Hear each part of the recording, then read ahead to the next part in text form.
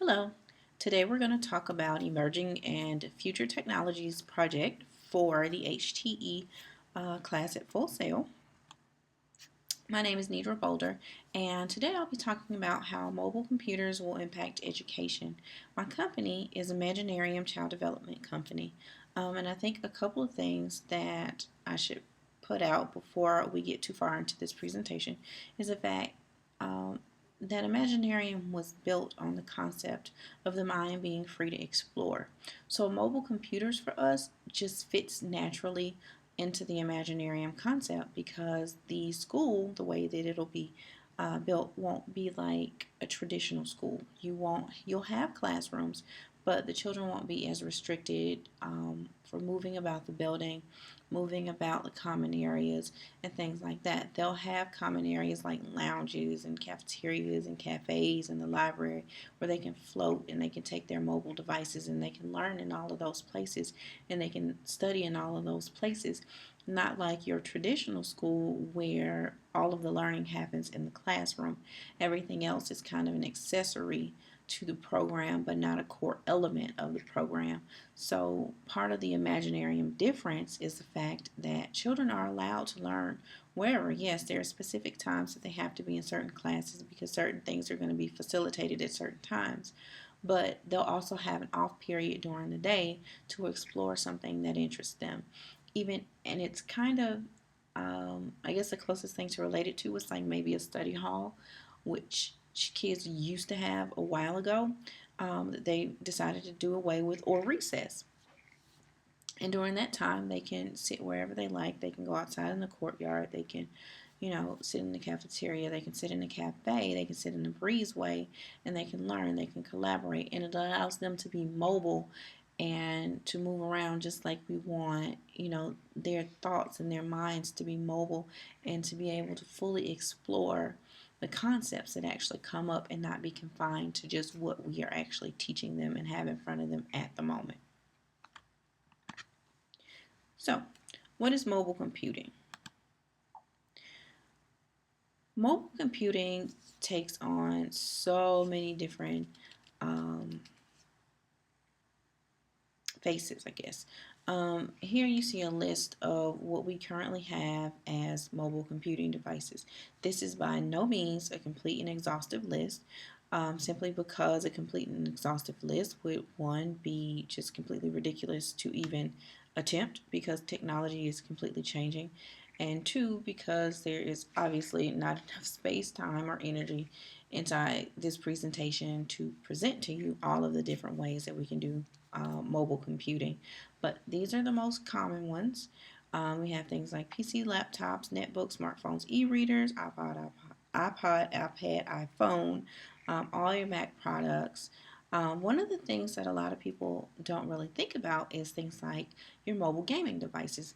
They're actually internet enabled devices that children or people traditionally play games on, but because they're internet enabled, they can do just about anything else that any of the other devices like your smartphone or your e-readers or your laptop can actually do because of that internet connectivity.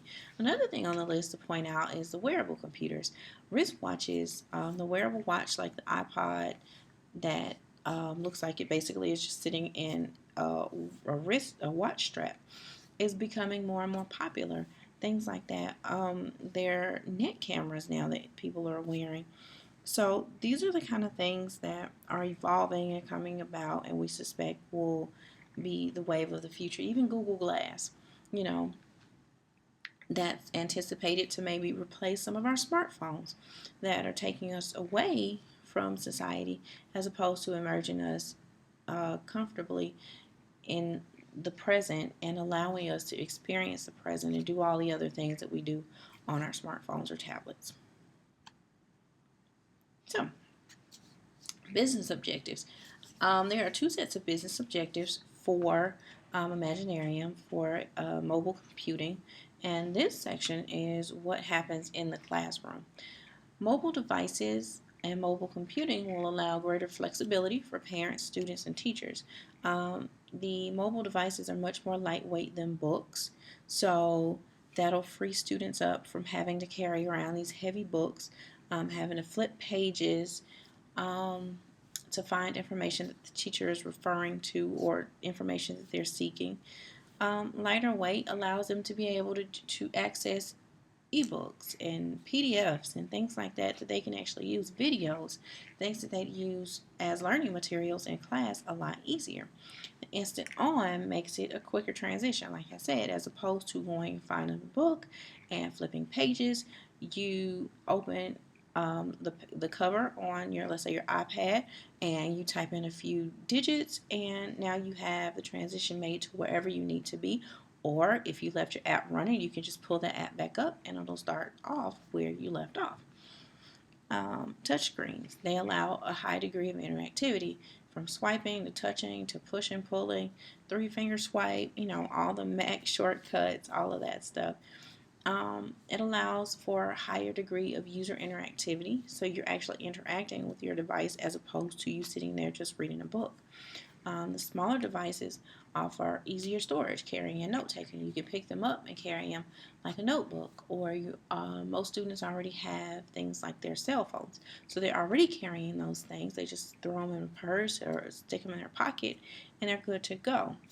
Another great thing is that there are a ton of education apps available on the market right now.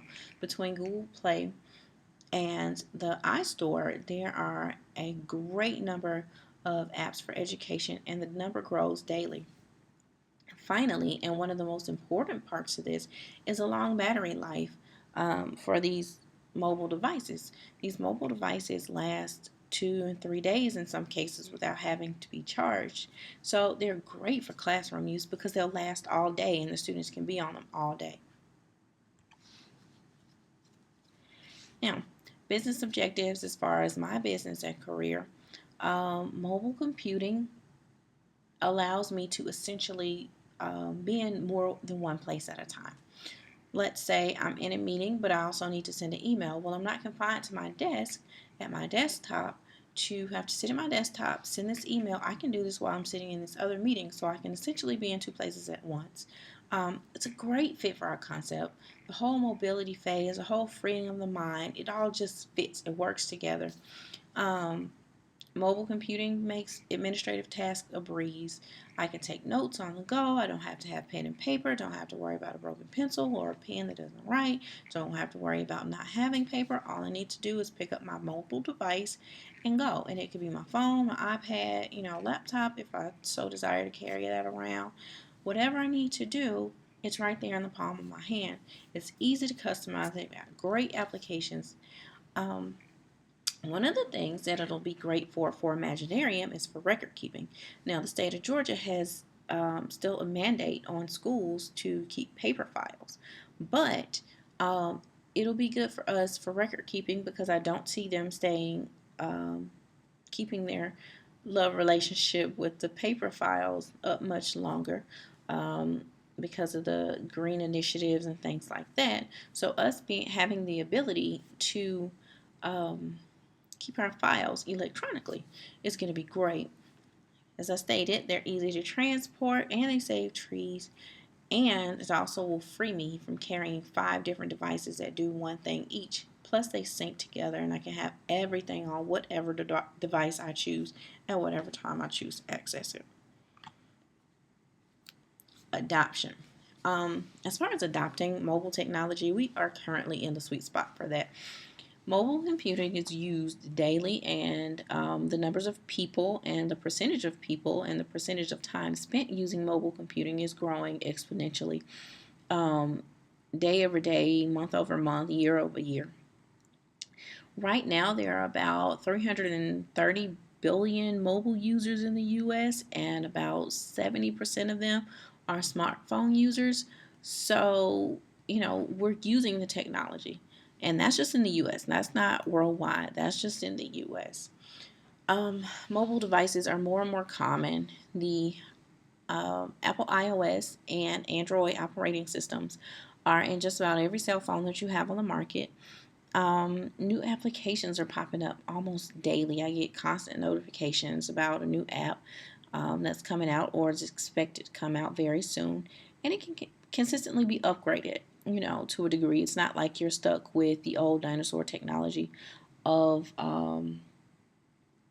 the past. And one of the greatest things that I've noticed, or I noticed recently, is that Microsoft Office Online is now offering all of their their computer-based applications, all their word processing, PowerPoint, Excel, things like that, in their 365 offering, which is a basically a CRM system, but the Office component allows you to actually have access to all of the Microsoft Office suite, but just an online version. That in itself is an absolutely wonderful feat, specifically for Microsoft, who is very stingy with sharing anything.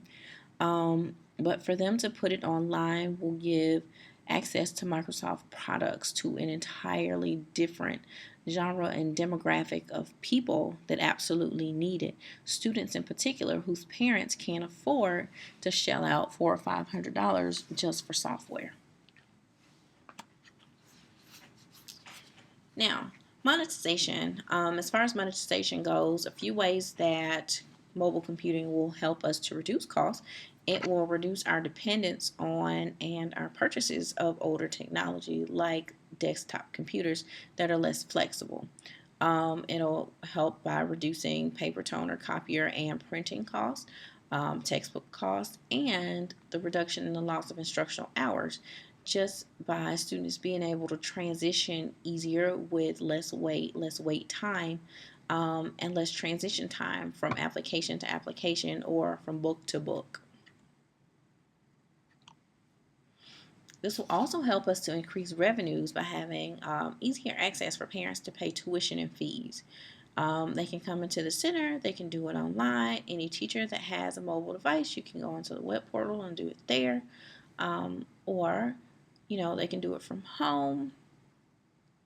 It'll also allow us to charge a technology access fee per student per year.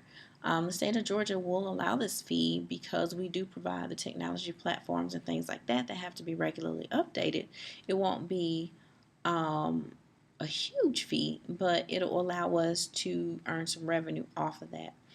And it will also make transactions on the website or anywhere else easier. Of course, school spirit things, football tickets, event tickets, things like that will be much easier to purchase. What kind of data will I need for this endeavor? A lot of it's going to be the same research data that I'll be sending to the Institute of Education Sciences, including outcomes, test scores, benchmarks, national and state comparisons, student and parent satisfaction ratings, employer rankings after the program completion, which means that a student went through our program and most likely did an internship, and the employer will be asked to rank certain things about the student so we can have that data to see how the program is actually working and how prepared those students actually are after they leave the program. And then the final piece will be awards and competitions. In the education industry, there are several awards, competitions, several accreditations that you can actually achieve, and we will definitely need these as proof that the program is working. My conclusion, it's just like I imagined it.